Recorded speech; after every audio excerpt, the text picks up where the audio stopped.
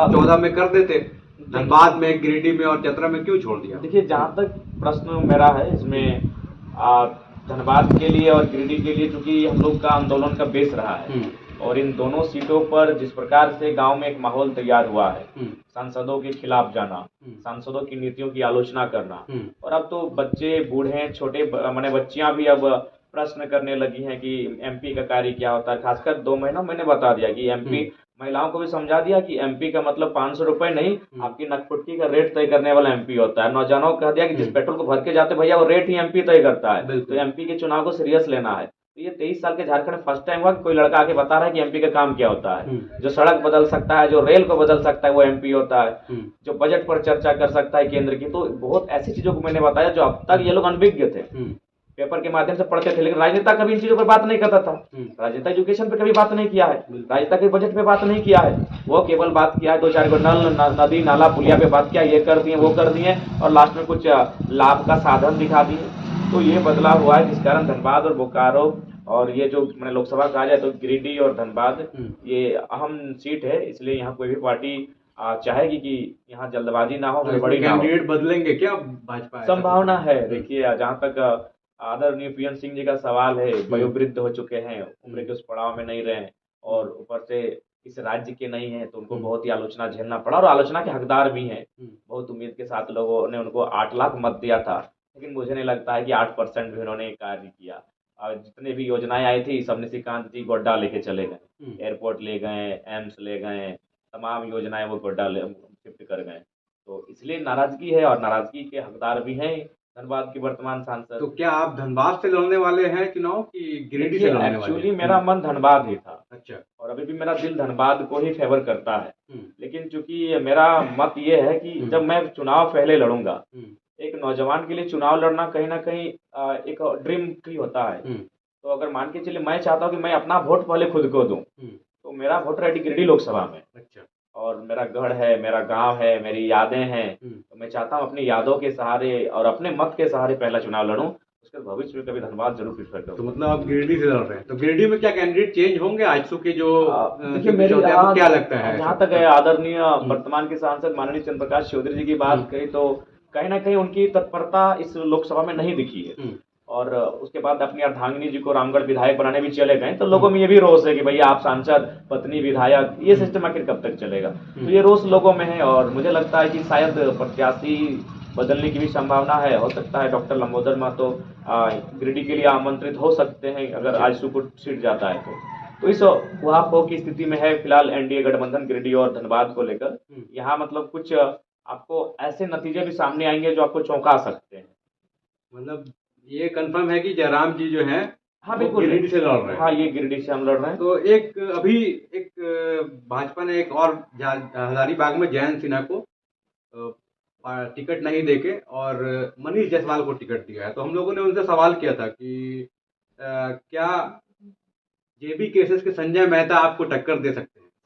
और वो यूट्यूब में वो जब वीडियो चला, तो आपके जेबी केसेस कार्यकर्ता जो हैं, 428 में से 400 कमेंट जेबी केसेस का है, जिसमें वो बोलते हैं कि बाहरी को हटाओ। बहुत सारे कमेंट, संजय मेहता जिंदाबाद उस पोस्ट में, जिसमें मनीष जायसवाल जी पहली बार आए हैं, जेबी केसेस जिंदाबाद। सब लोगों ने ये कहा कि संजय मेहता को जिताओ, टाइगर दादा जिंदाबाद, बिहारी बीजेपी सांसद, इस तरह की बातें हैं। हजारीबाग का सांसद संजय मेहता जी जीतेंगे, जेबी केसेस ओनली, मेहता जी का खौफ है इसमें। मतलब उनका ये कहना है कि एक डर था जिसकी वजह से वहां पे टिकट चेंज किया गया है। तो क्या अब हजारीबाग के संजय मेहता इतने पावरफुल हैं कि वहां आप लोग क्या राय है? वो तो संजय मेहता जी की मेहनत तय करेगी कि वो ग्राउंड पे क्या मेहनत करते हैं। और जहाँ तक सवाल है, ये हम लोग के लिए आप 428 में 400 कमेंट, जैसी बात है, यूथ हैं, तो ये हम लोग भविष्य में अपने आप को हजारीबाग में बेहतर भी पा रहे हैं और वर्तमान में भी हैं। तो ये एक और सवाल है कि ये जो कमेंट्स आ रहे हैं सोशल मीडिया में या फिर यूट्यूब, फेसबुक, ट्विटर में, क्या ये वोटर्स होंगे, ये बदलेंगे, वोट में बदलेंगे? हाँ, ये सवाल है, चूंकि आज जो मोबाइल, सेलफोन जिनके हाथों में है, वो नौजवानों की बात कही जाए तो कुछ लोग 15 to 18 भी है, इस बात से इनकार नहीं किया जा सकता है। लेकिन हाँ, 18 प्लस भी है, 18 to 25 भी हैं। तो मुझे लगता है 18 to 25 है, उनकी संख्या ज़्यादा है। यानी अगर वो 400 कमेंट्स है तो मुझे लगता है 100 हो सकते हैं 15 to 18, बट 318 to 25 है, तो वोट में तब्दील होंगे। मतलब आपको लगता है कि हजारीबाग में भी हाँ, बदलाव आ हजारीबाग सकता में भी है? बदलाव आ सकता है। वो हमारे वहाँ के जो कैंडिडेट होंगे उनकी मेहनत पर और उनके लोगों से एक्टिविटी पर डिपेंड करता है। मुझे उम्मीद है बेहतर वहाँ भी तो करेंगे। जैसे भाजपा ने तो लिस्ट निकाल दिया 195 लोगों का, आप लोग कब जारी करेंगे आ, और किस विधानसभा में आप लोग लड़ने जाए, किस लोकसभा में लड़ने देखिए, जा रहे हैं? हजारीबाग कंफर्म है, हाँ। कोडरमा कंफर्म है, गिरिडीह हम्म। कंफर्म है, धनबाद है, रांची है, उसके बाद और 2-3 सीटों पर हम लोग अपना। इससे क्या होगा कि हम लोग का चुनाव लड़ने से जीत की संभावनाएं कहीं होंगी, हम्म। कहीं वोट के प्रतिशत की संभावनाएं होंगी, हम्म। और कहीं कम से कम हमारे संगठन का विस्तार हो जाएगा, हमारी कैडर जीवंत रहेंगे। हम्म। तो इन चीज़ों को लेकर चुनाव लड़ने की हमें आवश्यकता है, उसी दिशा पर काम कर रहे हैं। तो जैसे 2 साल में हम लोगों ने देखा कि बहुत सारी सभाएं की, आप अभी भी करते जा रहे हैं, बिल्कुल। सभा करते जा रहे हैं, तो इतना एनर्जी जो ला रहे हैं, ना हेलीकॉप्टर है ना चार्टर्ड फ्लाइट है आपके पास, कैसे कर रहे हैं? मतलब एक ये आदमी बीमार थे उस टाइम भी आपको देखा कि सभा कर रहे हैं, गला बैठ गया है फिर भी सभा कर रहे हैं, तो ये एनर्जी कहाँ से आ रहा है? देखिए, खेल व्यायाम मुझे लगता है कि प्रकृति में कुछ रहस्य है, और हम लोग प्रकृति को मानने वाले लोग भी हैं, तो शायद कुछ शक्ति है इसमें, मुझे भी लगता है, क्योंकि मैं भी अपने आप को जब एनालिसिस करता हूँ, आसान नहीं है। जैसे कोल्हान का कार्यक्रम, वो तो मुझे, मैं अपना वीडियो खुद देख रहा हूँ कि यार मैं हूँ, तो कुछ लोग बात भी कर रहे थे चाय की दुकान पे, कि आपस में बात कर रहे थे कि अरे भाई वो नहीं रहता है, वो लड़का नहीं होता है, वो कहीं उसके अंदर निर्मल की आत्मा घुस जाती है, तो कहीं सुनील महतो की, तो कहीं शक्तिनाथ की, वो लड़का नहीं है, उसमें आत्मा घुसती है। ये लोग बात कर रहे थे चाय की दुकान में। मुझे भी लगता है कि हालांकि आत्मा पे मैं बिलीव नहीं करता हूँ, लेकिन कुछ तो शक्ति है, और जो आसान नहीं है फैज भाई, ये बिल्कुल कतई आसान नहीं है। मेरी जगह कोई दूसरा लड़का होता तो मुझे लगता है कि माइंड के टेंशन से मर जाता, बीमार नहीं मर जाता। आसान नहीं है कि एक दिन में 12 सभा करता हूँ, और एक दिन नहीं, आज जब से मैंने ये दौरा फरवरी से स्टार्ट किया है, आज अब लगभग हम मार्च में प्रवेश कर गए हैं, यानी कंटिन्यू 30 दिन मैंने एवरेज एक दिन में 10 सभा किया। 10 सभा एवरेज, 10 सभा यानी 5 घंटा का स्पीच। तो 5 घंटा का स्पीच और 5 घंटा का ट्रेवल भी होता है। हम लोग कपड़ा भी गाड़ी में बदलते हैं और खाना भी गाड़ी में खाते हैं। कोई लीडर जान जोखिम में नहीं डाल सकता है जो मैंने डाला है। तो मेरा भी मानना है कोई तो एनर्जी है, तो बहुत कोई तेलिया मसान बोलते हैं, क्या क्या बोलते हैं कि शमशान ये जाता है इसीलिए एनर्जी मिलती है। तो कुछ चीज़ें ऐसी हैं जो, हालांकि एक साइंस का स्टूडेंट होने के नाते आप नहीं उस पर विश्वास करेंगे, लेकिन ये कुछ नेचुरल शक्तियां हैं जो हमारे इर्द गिर्द हमारे बैकग्राउंड में काम कर रही हैं। तो इतना आसान नहीं था कि कोल्हान जाने से पहले मेरा 3 घंटा पानी चढ़ा। तो कोल्हान में जब मेरा सवाल हुआ हु इज ललित दास, तो पूरा कोल्हान सिहर उठा। पूरा कोल्हान, जहां तक मेरी आवाज गई उस जमशेदपुर के क्षेत्र में, जहां तक माइक से मेरी आवाज गई, पूरा क्षेत्र सिहर उठा था। क्या बच्चे, क्या बूढ़े, क्या महिलाएं, सबका शरीर का रोमा खड़ा हो चुका जब हमने सवाल किया कि कत्ल होगा सुनील महतो का, कत्ल होगा निर्मल महतो का, और यहाँ एसएसपी महोदय आएंगे, उनकी पत्नी यहाँ असिस्टेंट जीएम के पद पर कार्य करेगी, ये अब बर्दाश्त नहीं होगा। तो ये एनर्जी कहाँ से आई, मैं खुद हतप्रभ हूँ कि मैंने आश्चर्यचकित हूँ कि भाई एनर्जी खासकर कल कहाँ से आई। तो इस दौरान 2 साल में बहुत सारी घटनाएं घटी, इवेंट हुए पॉलिटिकल, वो सारा एक आंदोलन था, अब जो है वो पॉलिटिकल है। तो अब किस मुद्दे पे लोगों के सामने वोट मांगने जा रहे हैं? पहले तो ठीक था, आप आंदोलनकारी की तरह जा रहे थे, लोगों को समझा रहे थे, बता रहे थे, 40-40 मिनट 50-50 मिनट का स्पीच दे रहे थे। अब जो है लोकसभा चुनाव आ गया है, अब मुद्दा इंपॉर्टेंट होता है कि किस मुद्दा पे हम लोगों को बात बताएं और लोग उस मुद्दे पे वोट दें। अब क्या रहेगा आपका मुद्दा? क्योंकि विधानसभा का मुद्दा 1932 था आपका, भाषा खतियान के आधार पे था, लेकिन लोकसभा का जो मुद्दा है ये बिल्कुल अलग रहेगा। आप लोग किस मुद्दा को लेके आगे जा रहे हैं?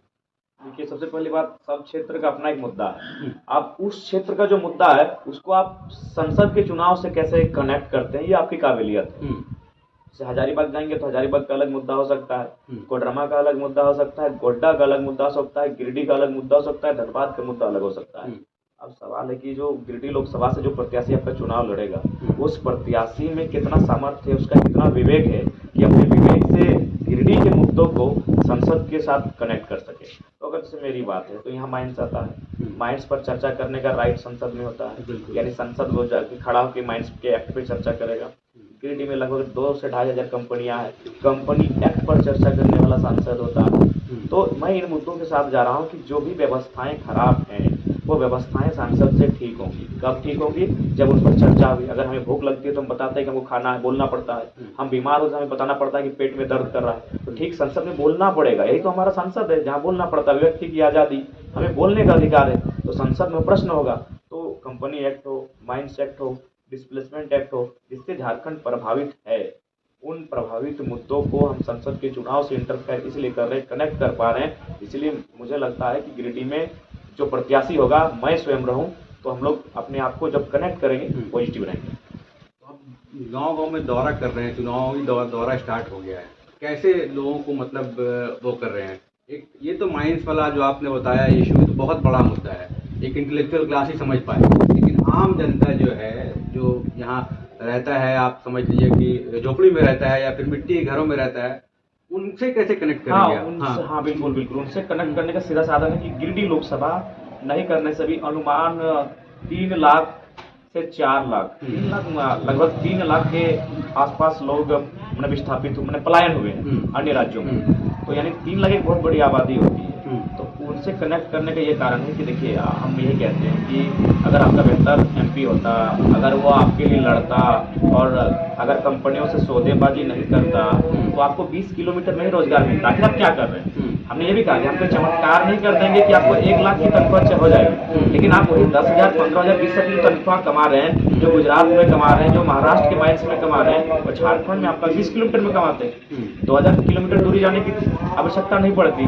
तो इन चीज़ों से लोग प्रभावित हैं कि बूढ़ी माँ घर पे, उनकी पत्नी घर पे, नवविवाहित पत्नी और उनका पुत्र विवाह करने के बाद प्रदेश चला जा रहा है। तो अगर बेहतर एक्ट, बेहतर रिप्रेजेंटेटिव हमारा रहेगा, तो लड़के हमारे अधिकार को हमारी एरियाज में दिलाएगा। तो इन चीज़ों से वो काफ़ी प्रभावित है कि वह लड़का सही बोल रहा है कि जब यहाँ असीम खनिज संपदा है, असीम रोजगार के साधन है, यहाँ इतने रॉ मटेरियल्स हैं, छोटी मोटी बड़ी कंपनियां अनगिनत हैं, तो फिर हमारे राज्य के लोगों को 2000 किलोमीटर की दूरी तय क्यों करना पड़ रहा है?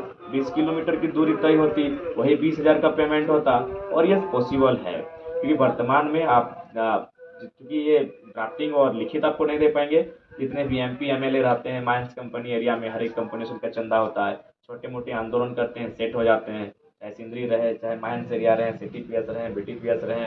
तो उन चीज़ों पर हम लोगों ने जनता को विश्वास दिलाया है कि हम लोग सीने पे गोली खाना पसंद करेंगे, जिस प्रकार शहीद सांसद सुनील महतो ने खाया था, लेकिन हम लोग किसी प्रकार से कंप्रोमाइज़ नहीं करेंगे। वहाँ स्थानीयता की ही बात होगी, 75% का रोजगार स्थानीय को मिले, ये चीज़ है। क्योंकि हर घर को रोजगार चाहिए, हर घर का चूल्हा जलना चाहिए। तो इन चीज़ों से हम लोग संसद के चुनाव को कनेक्ट कर पा रहे हैं। तो अगर बात करें शिक्षा में, शिक्षा की अगर बात करें तो उसके लिए आप लोगों का कोई प्लान होगा, जेबीके से कोई एजेंडा होगा कि जो ओवरऑल पूरे लोकसभा क्षेत्र में लागू किया जा सके? देखिए, हमने तो ये कहा बिल्कुल एजुकेशन मस्ट है, और उसके लिए कहीं ना कहीं जब बड़ा अगर बदलाव करना चाहते तो क्या शिक्षा नीति पे बात होगी। लेकिन फिर भी जो पॉलिसियां हैं, हमें क्या है कि उपकरण, हमें टूल्स, हमें जो शैक्षणिक व्यवस्थाएं हैं उस माहौल को तैयार करना होगा। आज हमने ये भी अपने बातों में कहा है और संभव हम लोग पूरा करेंगे। फिर हम लोग जीत जाते हैं तो प्रत्येक 2000 बूथ आते हैं 1900 के आसपास गिरिडीह लोकसभा में। हर एक बूथ में हम लोग अपना निजी जो संसद की सैलरी होगी उससे हर एक बूथ में एक लाइब्रेरी की स्थापना करेंगे और शिक्षा की दिशा में हम लोग काम करेंगे। हर एक बूथ मतलब हर गांव में एक लाइब्रेरी हो जाएगी? हर एक गांव में एक लाइब्रेरी हो जाएगी। और ये आप लोग का प्लान है? हाँ, ये मेरा अपना एज ए गिरिडीह लोकसभा है। बाकी जो उनकी क्या प्लानिंग है, जो हमारे प्रत्याशी कोडरमा वालों का क्या प्लान है, हजारीबाग का, लेकिन जब केंद्र अध्यक्ष फॉलो करेगा तो उनको भी फॉलो करना होगा। क्योंकि आखिर लोग उनको अगर मत देंगे तो कहीं ना कहीं, जिस प्रकार आज नरेंद्र मोदी जी भारतीय जनता पार्टी को लीड कर रहे हैं, राहुल जी कांग्रेस को लीड कर रहे हैं, जेबीके को हम लीड कर रहे हैं, तो जाहिर सी बात, जब आपका लीड करने वाला लीडर अगर इस प्रकार सोच सकता है तो बाकी लोग भी सोचेंगे। ऐसा नहीं कि वे लोग नहीं सोचेंगे। तो हमने बाकायदा ये भी कहा है कि अगर संसद के कार्यकाल को देखा जाए तो लगभग 1,80,00,000 का उनको ओवरऑल पेमेंट होता है। और अगर 2000 लाइब्रेरी में अगर 1,000 की पुस्तकों को अगर गुना किया जाए तो 20 लाख में सिमट जाता है। तो 20 लाख अगर अपनी सैलरी में से हम लोग अगर दे देते हैं तो कोई बड़ी बात नहीं होगी। और बड़ी बात होगी भी तो क्या होगी, बेहतर बात होगी, शिक्षा के लिए दे रहे हैं। वैसे भी राजनीति का मतलब क्या है, एक संत की तरह राजनीति होनी चाहिए। क्या है तामझाम, क्यों इतनी बड़ी बड़ी गाड़ियां, इतने महंगे महंगे लाइफ स्टाइल, क्यों इतनी बड़ी बड़ी महंगियों की कम, मैंने 40 से 50 साल के क्यों कुर्ते और पजामे देखिए 150 के टी शर्ट पहन के घूम रहे हैं। मार कल ही लिए बनने के बाद तो आप भी बदल जाएंगे। नहीं, आपको वचन देते हैं, आपका वीडियो रहेगा, आपको बहुत सारे लोग व्यू करते हैं। जो शालीन जीवन है, जो सरल जीवन है, वही रहेगा। मैं उस चीज, अभी देखिए बहुत सारे लोग खुश हो रहते हैं कि कोई रिहाना है जिसको अंबानी साहब ने 84 करोड़ में डांस करवा दिया। लोग इस बात से खुश रहते हैं कि रिहाना भारत को गरीब देश बोल रही थी। लेकिन अब इस बात से तर्क नहीं है कि हमने एक ऐसा भारत बनाया है, कितनी आर्थिक असमानता है कि इसी देश में 84,000 लोग मर जाते हैं इलाज के अभाव में, और उस देश में एक व्यक्ति 84 करोड़ खर्च कर देता है 5 मिनट के डांस पे। इस पर कोई सवाल नहीं करना चाहता है, इस पर कोई चर्चा नहीं करना चाहता है कि हमने कैसा गांधी का देश बनाया, कितनी आर्थिक असमानता बना दी कि आज एक नृत्यांगना को हम 84 करोड़ रुपया खर्च कर देते हैं और उसी देश में 84,000 लोग मर जाते हैं इलाज के अभाव में, गरीब किसान मर जाते हैं, छात्र आत्महत्या कर लेते हैं। ये आंकड़े हमारे देश के हैं और लोग खुश क्यों हैं कि बस उसने गरीब देश कहा था, हमने वाह अंबानी भाई, वाह अंबानी भाई। लेकिन हमने ये पलट कर सवाल नहीं किया इस देश की सिस्टम से कि हमने एक कैसी व्यवस्था बनाई है, बताइए कैसी व्यवस्था है।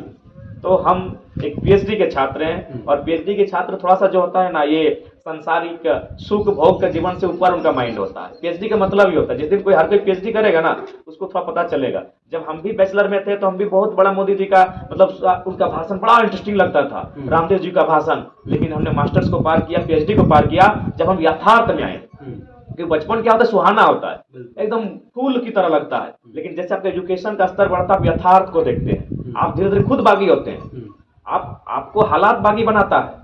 वो कहते हैं ना कि अगर आप पूछो, आप अगर गरीबों को रोटी खिलाओ तो लोग आपको संत कहेंगे कि बड़ा अच्छा आदमी है, गरीबों को रोटी देता है। लेकिन आप उलट के सवाल कीजिए कि गरीब के हिस्से की रोटी कहाँ गई, लोग आपको बागी कहेंगे। तो वही स्थिति है, यही सवाल आप करते आ रहे हैं, यही सवाल हम करते आए हैं और आगे भी करेंगे। तो बिल्कुल अब बताइए, रेहाना डांस की 84 करोड़ में भारत के लोग किस प्रकार खुश हो गए कि अपने गरीब देश कहा था, देखिए आपको नचा दिया अंबानी जी ने। लेकिन किसी ने यह सवाल नहीं किया, किसी देश में कई लोग भूख से, बीमारियों से, गरीबी से, बदहाली से, तंगहाली से मर जाते हैं और 5 मिनट के डांस में कोई 84 करोड़ खर्च कर देता है। ये मेरा देश, यही मेरा विश्व गुरु और यही मेरा सर्वशक्तिशाली भारत है, उसकी ये तस्वीर है आपके सामने। एक चीज आपने कही कि गिरिडीह के लोग बहुत प्लान करके बाहर काम कर रहे हैं। जब लोकसभा चुनाव आएगा तो क्या वो लोग आएंगे वोट देने के लिए यहाँ पे? या फिर एक और बात चल रही थी पहले कि महतो राजनीति करते हैं, महतो लोग आपके साथ है, सिर्फ कुर्मी लोग साथ में सिर्फ हैं, बाकी लोग नहीं हैं। इस पे क्या काम हुआ है, कितना काम हुआ है और वो लोग कितना आपके सपोर्ट में अभी है? तो कल तो सिख समुदाय के लोग हमारे पार्टी का दामन था, हो समुदाय से थे, अल्पसंख्यक महिलाएं कल हमारे मंच पर थी। तो देखिए, चूंकि पॉलिटिकल पार्टियों ने पहले प्रयास किया कि लड़के को खिलाओ पिलाओ, पैसा की बात करो, कपड़ों की बात करो, बढ़िया लाइफस्टाइल की बात करो। आज के नौजवान को बढ़िया मोबाइल पसंद है, बढ़िया गाड़ी पसंद है। जब इन प्रलोभन पे हम नहीं उनके साथ जा पाए, अब क्या देखा तो कहा कि भाई कोई कार्ड खेलो, तब फिर जाति कार्ड लेकर आए, उस पर भी टिक नहीं पाए, अब फिर कोई नया पैतरा आजमाएंगे। लेकिन हम वचनबद्ध हैं, हम लोग राजनीति, संत वाली राजनीति करने आए हैं, जनता के हितार्थ की राजनीति करने आए हैं। हमारा जो लाइफ स्टाइल चुनाव जीतने से पहले का था, थोड़ा सा बिजी शेड्यूल हो सकता है, टफ हो सकता है, बट जीवन जीने का स्टाइल वही साधारण रहेगा, ये हम लोग वचनबद्ध हैं। लेकिन मेहनत तभी तो बहुत ज्यादा है, क्योंकि मेहनत पूरे भारत देश में, अपनी तारीफ नहीं करेंगे। आप भारत देश के एक भी इतिहास को दिखाइए, एक व्यक्ति ने एक दिन में 10 सभा किया हो। राहुल गांधी भले भारत के दौरे पर थे, लेकिन गाड़ी उनकी पार होती थी, भाषण इक्के दुक्के पर देते थे, 5 मिनट का संबोधन होता था। हमने एवरेज 40 मिनट करके एक दिन में 10-12 यानी 5-6 घंटे स्पीच, अभी एक दिन नहीं, कंटिन्यू 2 महीना से दे रहे हैं। इस दौरान सेहत भी खराब हुई थी, बहुत बार 30-45 दिन आप बाहर भी रहे थे, कहीं बाहर गए थे। बिल्कुल। तो उस दौरान क्या चल रहा था दिमाग में? उस दौरान दिमाग में मतलब चल रहा था यही कि कम से कम इस समय तो सेहत खराब ना हो, लोकसभा का चुनाव हो जाए, उसके बाद 2 महीना बीमार हो जाए, बेड पे पड़ जाए, दिक्कत नहीं है, फिर विधानसभा में बैकअप कर लेंगे। अपना पूरा ताकत लगा देना है, पूरा ताकत लगा देना है। लेकिन मैं आज खुद दिल से कहता हूँ, हालांकि हमारे समर्थकों को थोड़ा सा लगेगा, लेकिन मुझे कभी कभी फील ऐसा होता है कि मैंने अपनी आयु को 10-15 साल कम कर लिया है। अच्छा, हाँ, कि अगर मैं 70 साल जीत पाता तो मुझे लगता है कहीं 50 क्रॉस करने के बाद मुझे कभी कभी ऐसा फील होता है कि शायद मेरा शरीर अचानक एक दिन कुछ ऐसा जवाब ना दे जाए, क्योंकि अंदर से ये फील होता है ये मेरी अपनी, क्योंकि मैं अपने आप सब घर पे अपने शरीर को अनुभव करता है, तो मैं अपने शरीर को कभी कभी ऐसा अनुभव करता हूँ, क्योंकि मैंने 2 साल में बिल्कुल नहीं चालू कर दिया। बोला तो मैं 4 घंटा इसी दुनिया में मार्टिन लूथर किंग हुए, भीमराव अंबेडकर हुए, कार्ल मार्क्स हुए, लेकिन 4 घंटा स्पीच बिना पानी पिए स्कॉर्पियो के छत पे खड़ा होकर एक ही पोजीशन में इम्पॉसिबल था। ये सब करते हुए अभी भी मतलब नहीं, अभी भी ये चैलेंजिंग है। बाकी लोग मैंने लेकिन लोकसभा खत्म होगा तो फिर विधानसभा में तुरंत आ समय जाएगा। और चैलेंजिंग होगा, हाँ। क्योंकि लोकसभा में तो मान के चलिए आप क्षेत्र में सीमित हैं। आप लोग कम पार्ट मतलब हाँ, कैंडिडेट खड़ा कर रहे लेकिन हैं। विधानसभा में बहुत पूरा विधानसभा में आप लोग क्या 24 मतलब पूरा जिला में जाएंगे? 24 जिले में जाएंगे। 24 जिले में बिल्कुल, जाएंगे। हर एक जिला में हमारा प्रत्याशी रहेगा। मतलब 81 विधानसभा पूरा सब बिल्कुल में? 81 विधानसभा के आसपास ही रखिए, तो वहाँ बहुत टफ शेड्यूल रहेगा। अभी हमारे एक मित्र हैं जो हमारे भी प्रशंसक है और मोदी जी के भी प्रशंसक है, तो वो कहता उन्होंने मोदी जी का एक फोटो भेजा, बोला अरे देखिए मोदी जी काजू किशमिश छड़ा सब लेके चलते हैं, एक से एक डॉक्टर को चेक करके पानी पिलाते हैं, देखिए वो पढ़ते भी हैं, तो क्या प्रोपरेटर क्या बोलते हैं हम तो टेलीप्रॉम्प्टर। हाँ, टेलीप्रॉम्प्टर से पढ़ के बोलते हैं। अच्छा। अरे भाई आप दिमाग इतना खर्चा करते हैं, आप ठीक से रहिए, आप ठीक से रहिए। वो हमारे साथी हैं कि वो कोई भी लीडर का स्पीच देता है तो वो मैंने एक डॉक्टर से वेरीफाइड जांच किया हुआ पानी पीता है। अच्छा, तो आप कहीं कहीं पानी पी लेते हैं? प्यार है, यही जनता का प्यार है। देखिए आप नहीं तो अभी तो स्ट्रगलिंग का टाइम है, लेकिन अगर हो जाएंगे नहीं, फिर भी सांसद विधायक बन जाएंगे तब फिर भी वही रहेगा। सांसद विधायक से आज इस राज्य में हम उनसे लोगों ने हमारा देखा है ना, जब और विधायक को सांसद का टिकट मिलता है उनका भाव चेंज हो जाता है, अच्छा, एक बात सांसद को बताइए, जब मंत्री मिलता है तो उनका भाव चेंज हो जाता है। सही है, सही है, हाँ। लेकिन आप एक बात आज जानिए, एक सांसद और विधायक का जो भाव आज है ना, उससे ऊपर है जयराम महतो आज भी।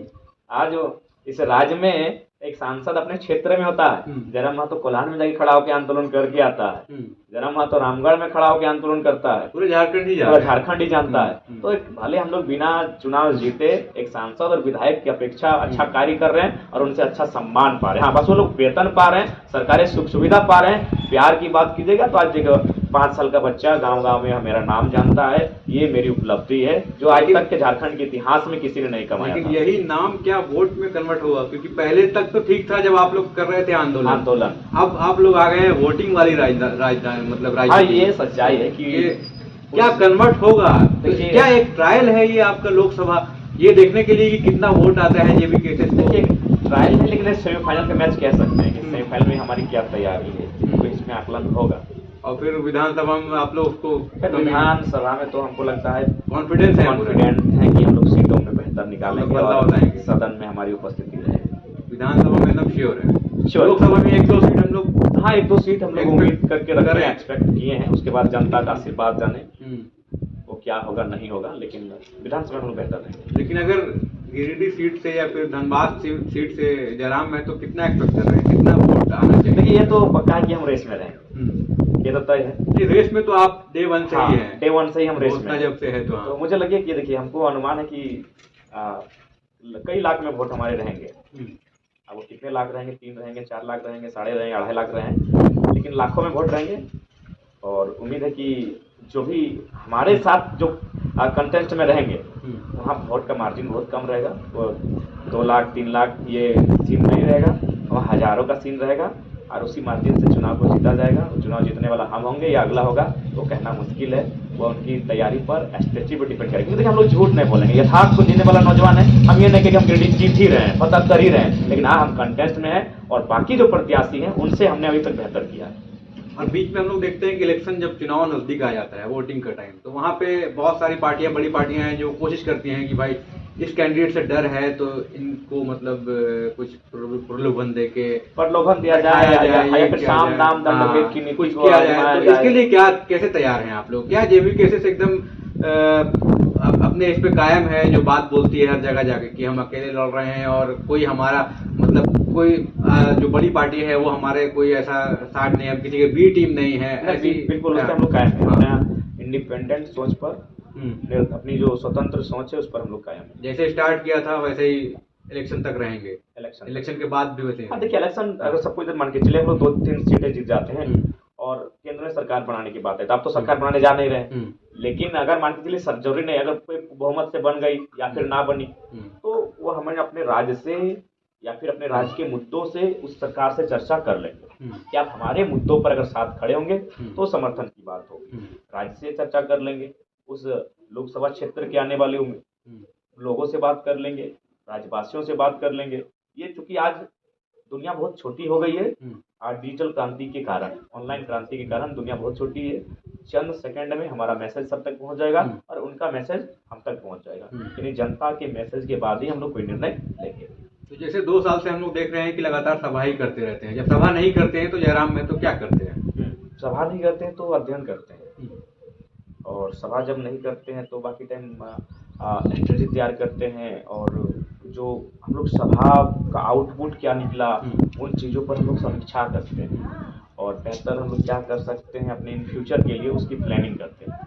और हमारे एरिया में हजारीबाग में बहुत लोग से मिलता हूँ तो वो लोग बोलते हैं कि जयराम महतो ने लगभग 200-300 यूट्यूबर जिंदा किया है, जो आज भी यूट्यूब से पैसा कमाते हैं। इस पे क्या कहेंगे आप? देखिए, अगर मेरे का हाँ, ये हम तक भी सूचना आई है, और कुछ बच्चे जब स्टार्टिंग था आंदोलन पहले ही 2 साल पहले ही, तो अपना पेमेंट का पहला कुछ हिस्सा लाकर दिए भी थे, तो हमने स्वीकार नहीं किया।